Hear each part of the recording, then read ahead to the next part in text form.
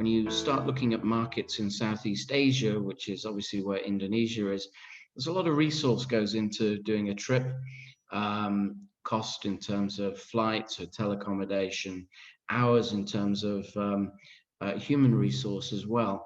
So actually these formats do present a very, very efficient way to explore new markets and to begin to create strategies, even if part of that is to actually eliminate a market as ticked as not for now. Anyway, if we go to the first slide.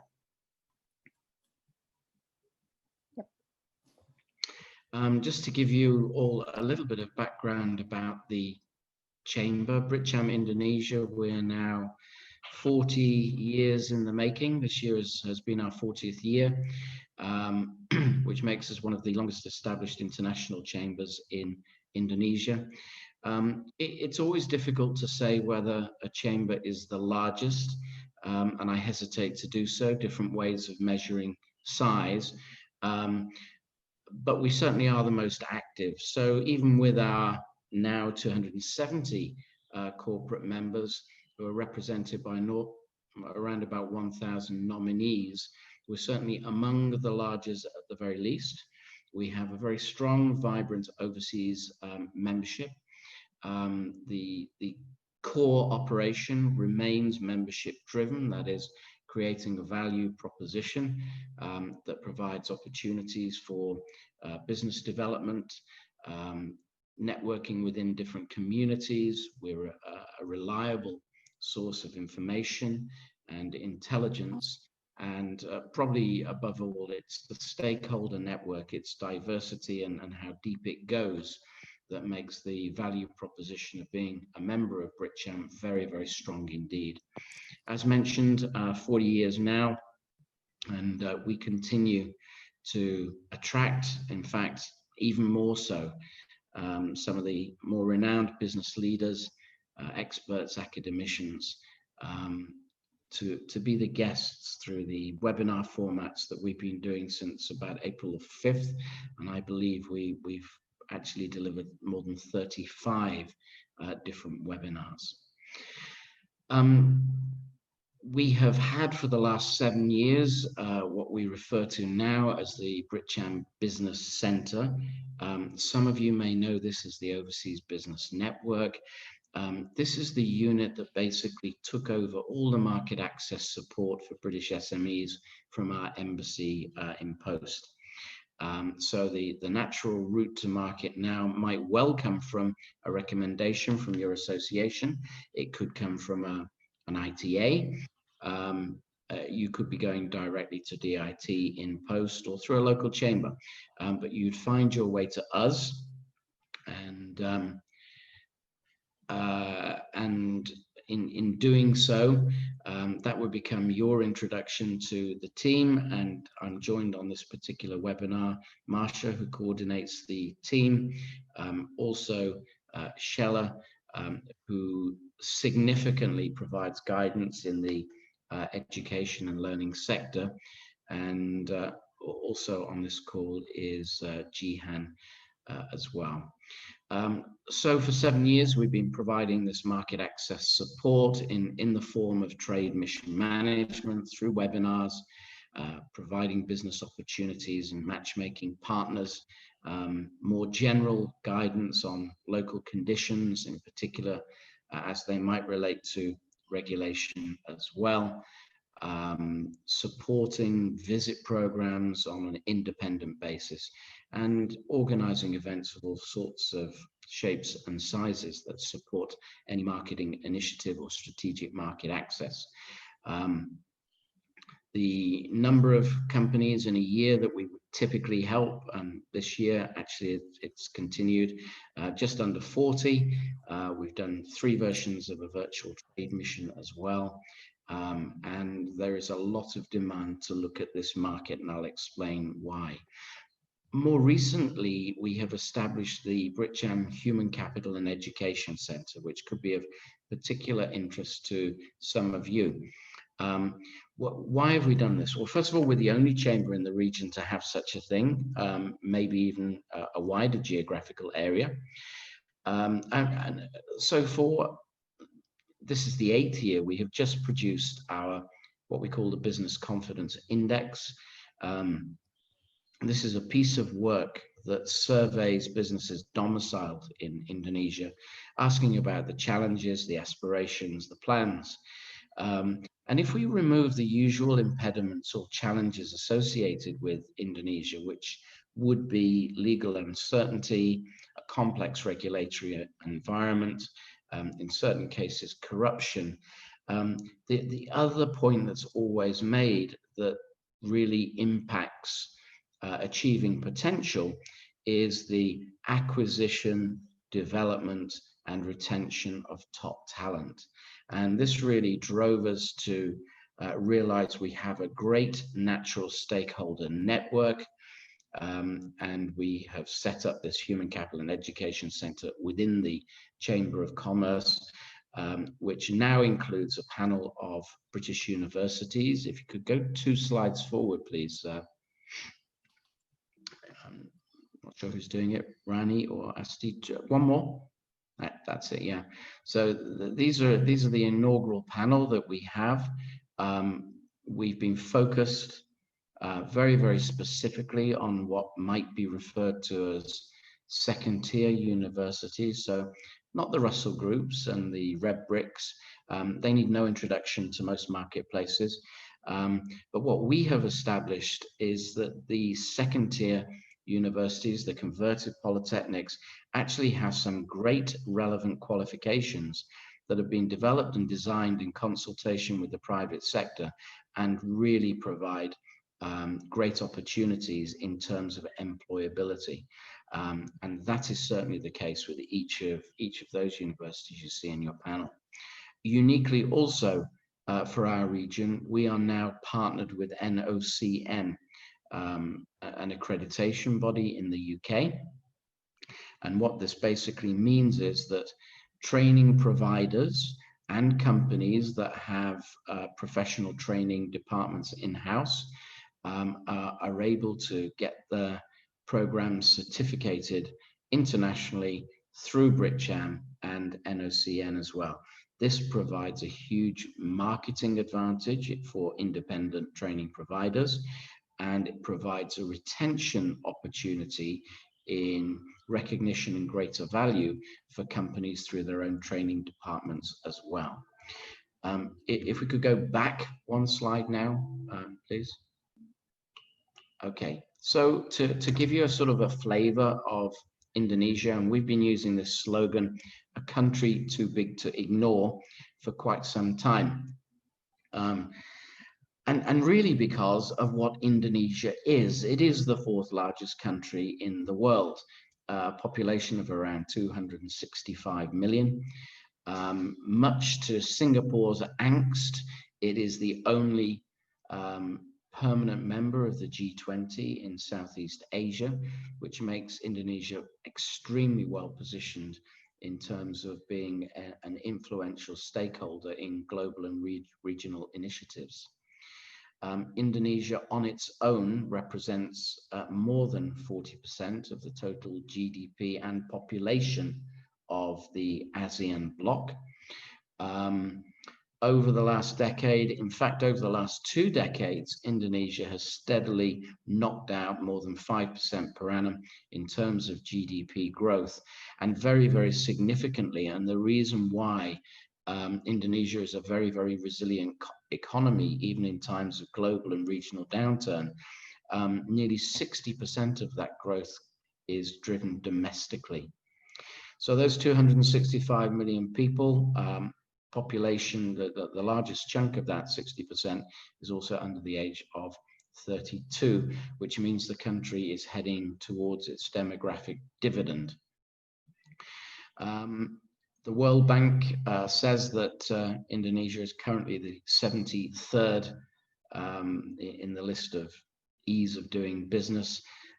That sounds like a pretty poor, dismal ranking, but actually that's come in from something like 117th over the previous couple of years. So significant strides there, and there are introductions of new legislation to really address issues relating to bottlenecking, issues relating to overlapping regulations as well. And I would anticipate that when the next ranking is done, Indonesia will be somewhere in the 50s at least. Indonesia is in fourth position in terms of contributor to global real GDP. That's anticipated in 22 and 23. It's in fourth place when compared to other economies in relation, and certainly in largest in terms of use of Facebook, only behind Brazil, India, and the United States. Most interestingly, and this is the too big to ignore bit, at some stage everybody is going to want to have some sort of commercial relationship with Indonesia, and the reason is there. Just 25 years or a little bit more, Indonesia will be the fourth largest economy in the world. So it isn't for every company, because with opportunity comes challenge and complexity. But when we mean too big to ignore, you need to have a close look and really think about its relevance to you and your stage of corporate development, and your ability to put assets and resources at a strategic market entry. Okay. Yep, thanks. So when it comes to doing business in Indonesia, of course, once probably the first relationship a business will develop is the simple export or trading relationship. Beyond that, then perhaps having tasted the market and began to appreciate the opportunity and scale that it presents, that there might be an interest in developing a more committed presence to the marketplace. And there are a couple of ways of doing that, through the representative office or through a local or foreign PMA, or equivalent to a limited company. There are some sectors that have been closed or have restrictions relating to them in terms of what a foreign business can do.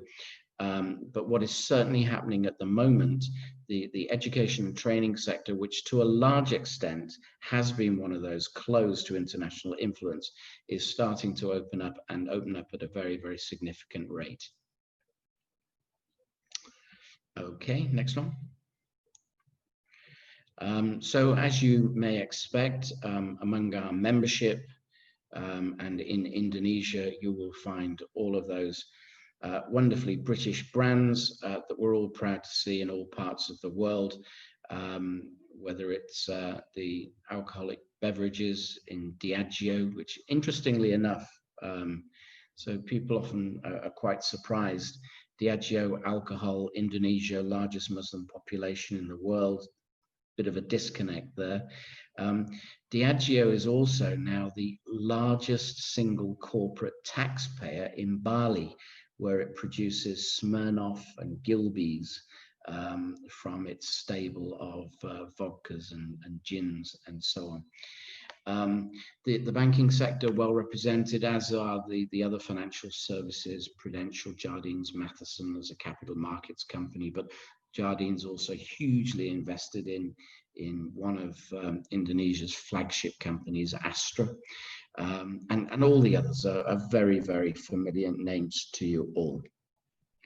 I'd also like to say that of those companies, Diageo, HSBC, Premier, Oil Standard Chartered, BP, Prudential, Jardines, Unilever, Shell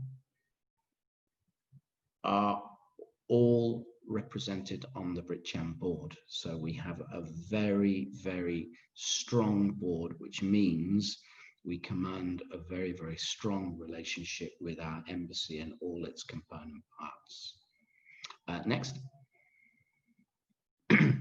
So this is a slide that we've taken. I mentioned the Business Confidence Index. We've expanded it from the BritCham 1 to the International Business Confidence Index.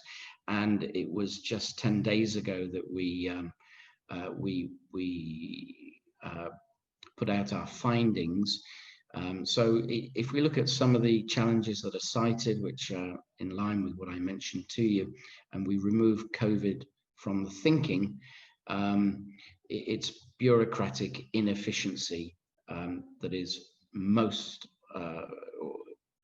has re-emerged actually as a significant concerns alongside those of labour policy. And as you can see, fairly high percentages consistent. These blocks represent one of each of the current and previous 2 years, the regulatory environment and corruption as well. Next. I'd like to hand over to Marcia, give my voice a break and give your ears a break from my voice to take on the next couple of slides. Marcia. Thank you, Chris. Hi, everyone. I'm Marcia, Market Access Services Team Coordinator in BritCham Business Center. And in this opportunity, I would like to share more about Indonesia's education sector overview and opportunities in education technology. So Indonesia's education in numbers. In early 2020, there are no less than 215,600 public and private schools in Indonesia. And this number, as you can see in the slide, includes primary, secondary, high and vocational schools. Overall, the number of public schools dominate the market share. However, if we zoom in closer, there are way more private vocational institutions compared to the public vocational institutions. Generally, in Indonesia, there are two types of schools, which are public and private schools, whereby public schools are funded, provided, operated, and facilitated by the Indonesian government, while private schools are not. According to ISC research in 2017, Indonesia has the most international schools compared to its neighboring countries in ASEAN, such as Malaysia, Singapore, Thailand, with 192 schools out of 1,027 in the ASEAN region. This number has grown quite exponentially for nearly 40% within 2 years in 2019, where the number of international schools became 263 schools.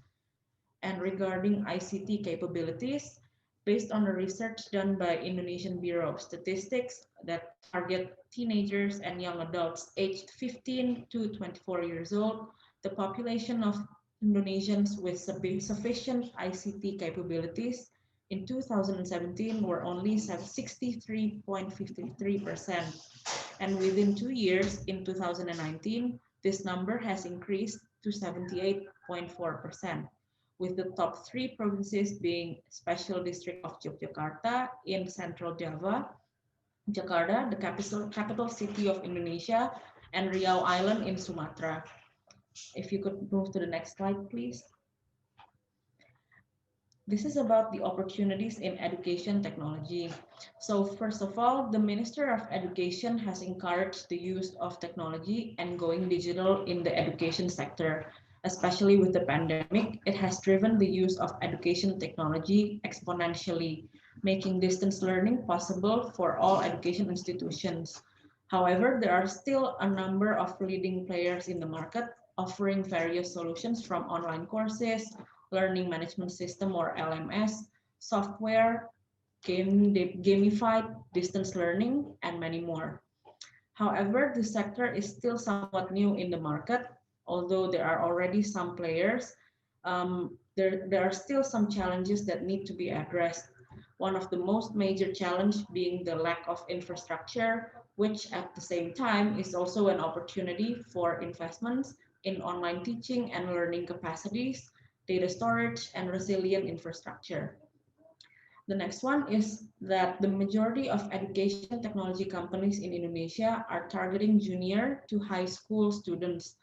And this leaves the other segments of the market, which are pre-primary and primary schools, remain rather untapped.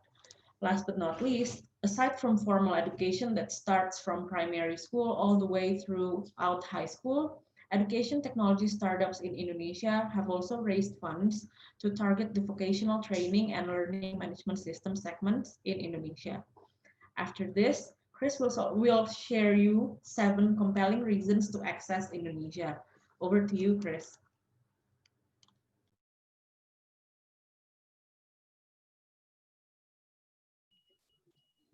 Thank you very much, Marcia, for that very, very compact overview of education and EdTech.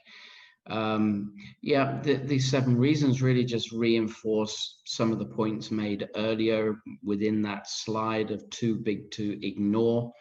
50% of the ASEAN market, 40% of ASEAN GDP. There is a regional new economic cooperation agreement just being entered into over the last couple of days for the wider ASEAN region, and it's expected that Indonesia will be one of the significant beneficiaries as companies begin to think about where might be an appropriate hub to position to access not just ASEAN but also Asia Pacific as well. Of those BRIC and MINT markets, those acronyms that became quite popular 3 or 4 years ago, Indonesia is the most competitive, and that's been quite consistent. The interest for many businesses is the aspirational and ever increasing middle class, set to reach 150 million by 2030, but just to give you a flavor, growing by something like 4 million each and every year.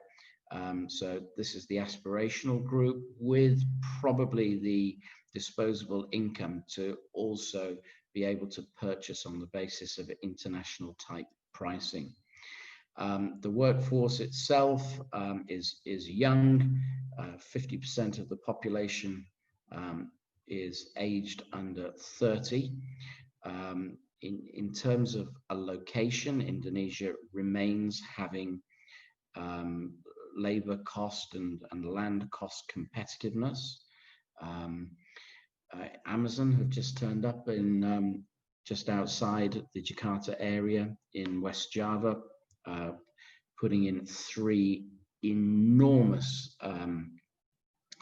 hubs for now, what are they called? Data centers. That's what I'm looking for, the word. To give you an example of the fast-moving development on the digital side. It's an improving investment climate. It's not perfect. It doesn't suit everybody, but is quite a trusted market through its 3rd worldwide rank in terms of positive financial sentiment. So there are the compelling reasons to be thinking about market access with Indonesia. And next, just before I restate the contact us, I would just like to really embed in your thinking that as a Chamber of Commerce, more than any other Chamber of Commerce, we are now wholly committed to a very, very important pivotal role in the development of education opportunities, things relating to human capital, training, development through our Human Capital and Education Center. So we are your obvious partner to discuss how you might begin a journey in terms of market access and Indonesia. Chris Wren is who I am. You've met Marcia. Any email to obn.team@britcham.or.id will find its way to somebody that will give you a very, very prompt and intelligent response. That's the overview.